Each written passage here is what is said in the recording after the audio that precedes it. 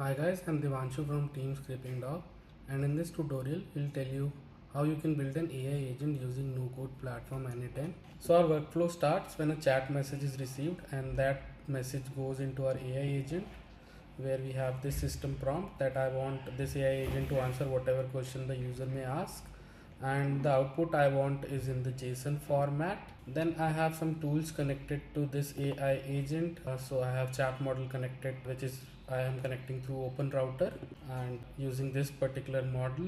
And then I have a memory connected to it so that we can have the AI agent remembers the previous chat. So the context window length I have kept it to 5. This means that the past 5 messages it can remember. Then I have connected Scrapingdog's Google search API in case my AI agent want to use the latest data or anything that is recent and not known to the open route, the ChatGPT model, the AI model. And again, I have one more tool connected to it, which is the calculator. So in case I want to know the difference between some numbers, then this tool would be used over there. Okay, now we'll test our workflow now. I'll ask some question with my workflow. So as you can see, it has used open router, it has used sample memory, but not used the Scrapingdog's API key and the calculator, because the question we asked was very simple and it would be known to the AI model.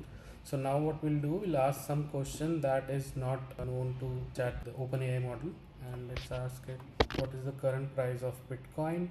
This time, as you can see, this tool has run in our AI agent because our whole agent wanted to know the current price. Therefore it scraped Google search and got the price from there. You can see the price is there here. And now we will test how the calculator can be used. So suppose I ask it a question: what was the price of Bitcoin in 2015? So it has gave us the price, and now we'll ask our AI agent what is the difference in price in 2015 versus 2025.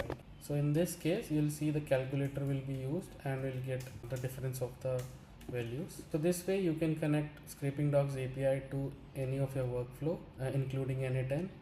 So we have a dedicated endpoint for Google Search Scraper API. You can see we have many more endpoints which you can use with your AI agent. You need to go through the documentation to understand how this API works, and if you are using any other API, there is a separate section for each APIs over here on the left. You get 1000 free credits to test the API, so you can test full workflow in almost no price, because n8n also gives you 14 days free trial with 1000 executions. Thank you for watching this video. Have a good day.